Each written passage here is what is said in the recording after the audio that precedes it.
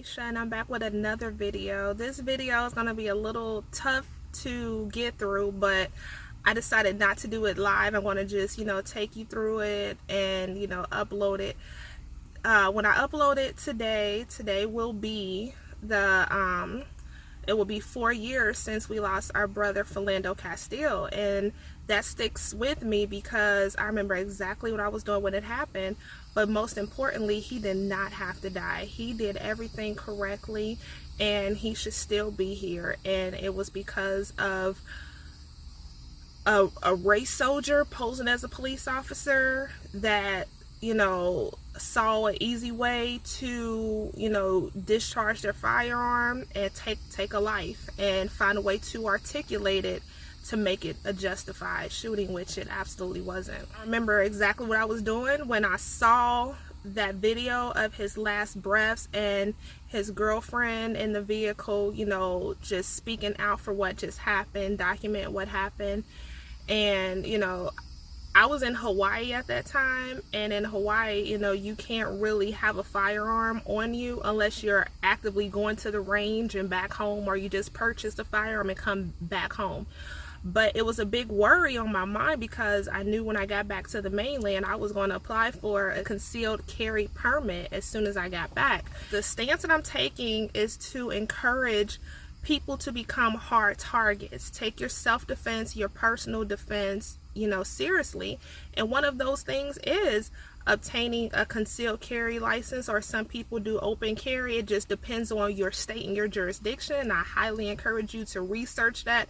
I don't have all the answers. I can help you find it, but do not take anything in this video as face value and something to run with. Okay, it's for you to do your research and do your own due diligence, and your very own discretion. Right now, I'm actually in my car. I am wearing my Timonix holster with my Glock, and I have it this way for open carry because I did take a picture as I was getting ready for this video. I probably wouldn't wear it this way, but I have every right to. I have my concealed carry permit to do open carry and concealed carry here in Georgia. Now, I'm going to explain to you my perspective on why our brother Philando Castille should still be here. And I hope while I'm doing that, I can also provide you with some advice on me. The last couple of weeks, I've had tent tags on my car, and I've had police officers, right on my ass, running my tags. And what's going through my head, like, okay, I'm armed. When those lights come on and I get pulled over, how do I act? How can I drive away from this traffic stop and not have my name as a hashtag? And I've also spoken to other people who have given me their experiences on driving while armed. Now, I'm going to give you what I used to do on patrol. I was on patrol in the Commonwealth of Virginia, and one thing I could say about the Commonwealth of Virginia was that once you applied for your concealed carry permit, they actually linked it to whatever vehicle that was registered in your name, so that if you happen to be on a traffic stop, the officer knows that you are a concealed carry citizen. And as a police officer at that time, our dispatcher was really good. Like, they will let you know that before you get out the vehicle. So you can kind of do one of two things. Well, actually both. That this person that you are pulling over, that you've initiated a traffic stop on, they've went through the strenuous process, the tedious process, obtaining a concealed carry permit, which goes with not having a criminal record, maybe taking a concealed carry class, going to get their fingerprints taken, paying for it, and waiting for it to come in the mail. But also too, they legally went out and purchased a firearm. So that means the chances of them doing something really, really reckless or anything like that is way down, okay? Way down. And I'm not saying that there's no chance. I'm just saying it's just really low.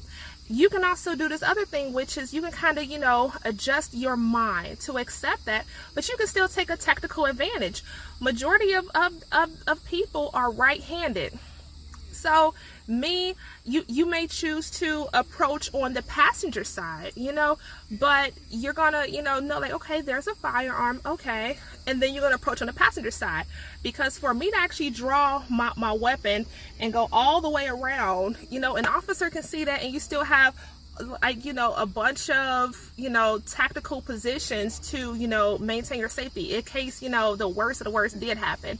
But most of the time, many people go through, this process to do things the right way. Another thing is, as stated, the dispatcher has already let me know if the tags are valid, let me know if the driver is valid, let me also know that the driver comes back no wants and warrants, and also they have a concealed carry permit, or it came up on my computer in my car. So therefore, whatever the traffic violation was, all I gotta do is just verify that the registered owner is the driver. That's all I need. I don't need you to reach for anything. Insurance, it's petty. Insurance is a petty reason to, have somebody reaching around looking for it. The only time when I would be worried that someone doesn't have insurance is if they came back suspended, or, if it came up with a warning on, DMV that said SR22 required. That's the only time I'm going to worry about it. Or if they're in an accident, because you have to exchange that information between the drivers. You don't need to have the driver of the vehicle reach for stuff. You can verify who they are, so it was absolutely no point to have this monster who, was named Officer Yanez, do all this extra stuff, because you can just tell his speech, he didn't know what to do. He was already scared getting out his police car, so I don't know who in their right mind gave him a firearm and a badge and told him to go out and protect and serve, which, made no sense. But as a driver, there are responsibility, okay? Our responsibility. A driver is going to do whatever you tell them to do. They're nervous, you want to make it as calm of an interaction as possible. You don't want to heighten it up for no reason. I wasn't pulled over, but I was in a traffic accident. I was a police officer. I was in my personal car, and I had an accident. And I had two guns on me. I had 2 guns in the car. So I knew that the police were coming. I just got outside the car. I had no purse. I had no nothing. I left my license and everything on my dashboard. I got out the car. And when the officer arrived, I let him know, hey, I'm an off-duty police officer. I have my credentials, my license, my insurance, and registration on the dashboard. And be advised, I do have my 2 firearms in there. I have none on my person. He was like, okay, cool. And he just went, and I let him go and get in my car and get the information, because he had to take pictures of my car anyway for the accident report. At times when I would do a traffic stop, I would know who was armed or who was a police officer not, because what would happen was the driver would have all the windows rolled down, but they would, put their hands outside the window. And as I approached the vehicle, I knew kind of what that meant. It was like a universal sign, like, hey, I'm like, hey, are you armed? And most of the time it was firefighters that, like, yeah, I have a firearm on me. I'm a firefighter. I highly encourage you to let me know if you've been pulled over while armed. How did that interaction go? What advice would you have? Put that in the comments. However, I'm just going to let you know, like, kind of what I expect that's going to happen with this current climate and things like that. First off is, I'm expecting me, in this personal passenger car to be more level-headed than some police officers. I'm going to let you know. It's something wrong in some of their minds where they feel like they're the only ones that's supposed to have a firearm. No, they are around law-abiding citizens. We exist, and we legally carry our firearms as well. And it does not require, or there's no need for you to treat us as criminals or even kill us. Okay, there's no need for that. So I'm expecting, to have someone who, don't know how to fucking act. And I can attest to, in police training, and I've attended a couple of police academies. And it's these situations, they have these scenarios, shoot or no shoot, you know, it's never, I don't agree with those, but they're there for some reason. But it's always the most adrenaline driven. Like, it's like everything that a police officer goes to, it has to be adrenaline driven versus using common sense and people skills to get through a situation. It's either the most extreme or the most extreme. Okay, so I'm expecting them to think everything is automatically go for your gun versus use the most important thing you have, which is your mouth. Okay, talk yourself out of a situation. So let's say one of those situations, you know, I was getting pulled over, you know, for I don't know what. Like I said, I've been tailed for over the last couple of weeks because I have temp tags on my car. So I've been trailed. I'm like, okay, they're gonna run that tag, but what are they gonna pull me over for? So it comes to my mind where I'm like, okay, I gotta take control of the situation. I can let them feel like they're in control, but I'm gonna control the situation. So let's say they're telling me I know I'm good, but I'm also driving while armed. So, okay, I'm going to pull the vehicle over. As soon as they activate the lights, I'm going to activate the flashers, let them know that I do intend to pull over. And once I get pulled over, I'm going to turn off the vehicle. And I'm going to, usually like how I always do in training, I take the keys out and I put them on the dash in training. And I'm going to roll down the window. And I'm going to actually put my hands outside the window open palms. Outside of the window, okay? And I'm going to watch the officer make their approach, whichever side they make their approach on, and I'm going to let them know, officer, I am the registered owner of this vehicle. I want to let you know that I do have a valid concealed carry permit, and I do have a legally owned firearm, and it is located wherever it's located. I'm going to anticipate the officer maybe going to the extreme, and depending on where I tell them where it is, if it's on my person, I'm going to, you know, expect them to want to either, they may at the extreme flip out, may want to take my hands and detain me in handcuffs. It may happen. It very so may happen. And you know, to be a legally carrying citizen, you know, that's a bit extreme, and it's also embarrassing, but I'm going to follow the directions. And once I'm probably put into handcuffs, maybe, you know, separated from my firearm, or, you know, maybe they want me to keep my hands outside the window. They may want to call for another unit. You know, we're going to just sit here. I'm going to only say what is necessary. And, you have the right, like a traffic stop is the detention. You can, you know, invoke your right to not say anything, you know.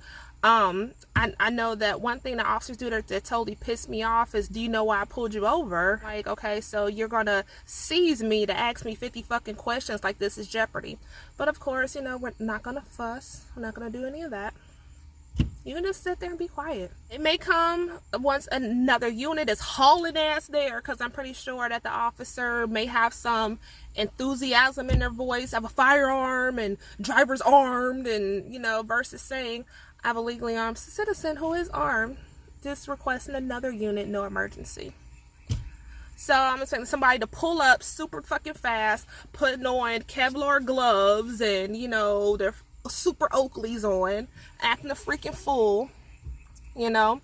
So I'm gonna from there, I'm not gonna reach for anything in this vehicle. And how I'm going to articulate that is, because I have a firearm in this vehicle that I've already made you aware of, I am going to, you know, request that I not reach around my vehicle at all. I am the registered owner.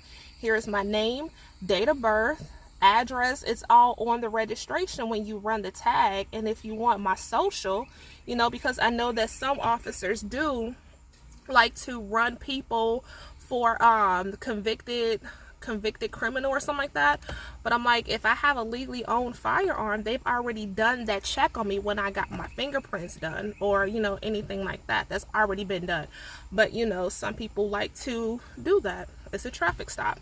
just not going to reach around. If I'm asked if my firearm may not be on my person, if I'm asked to step out the vehicle, I'm gonna make sure that I do it by open up the vehicle. Open up the door from the outside, stepping out, and I'm gonna, always keep my hands in view. Not make any, overt movements or nothing like that.